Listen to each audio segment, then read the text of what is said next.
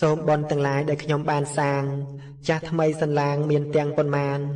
សូមជូនកុសលដល់មនុស្សគ្រប់ប្រានប្រាថ្នាឲ្យបានការទាន់សាសនាម្យ៉ាងទៀតសូមជូនដល់អ្នកមានគុណទទួលយកបុណ្យទាំងញាតិកា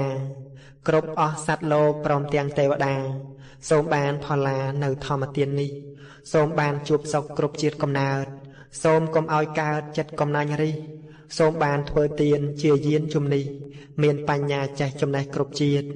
កើតជាតិណានាប្រាថ្នាជួបធัว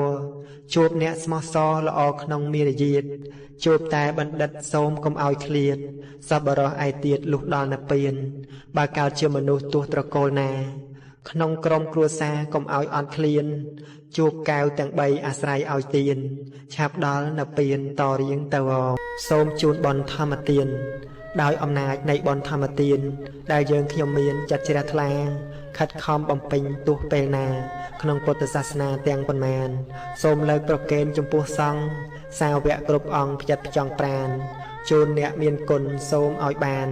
កើតក្តីសុខសាន្តតរៀងទៅព្រមទាំងញាតិមិត្តក្នុងសង្សារទាំងពួកទេវតាកុំសល់នៅសពសត្វទាំងពួងសូមយល់ត្រូវកុំឲ្យធ្លាក់ទៅផ្លូវអវិជ្ជ័យសូមបានក្តីសុខគ្រប់អង្គាមានធัวរាល់គ្នាទាំងប្រុសស្រីជួបតែអ្នកល្អសុខសួស្តីឆាប់ផុតភព3និព្វានងសូមអនុមោទនា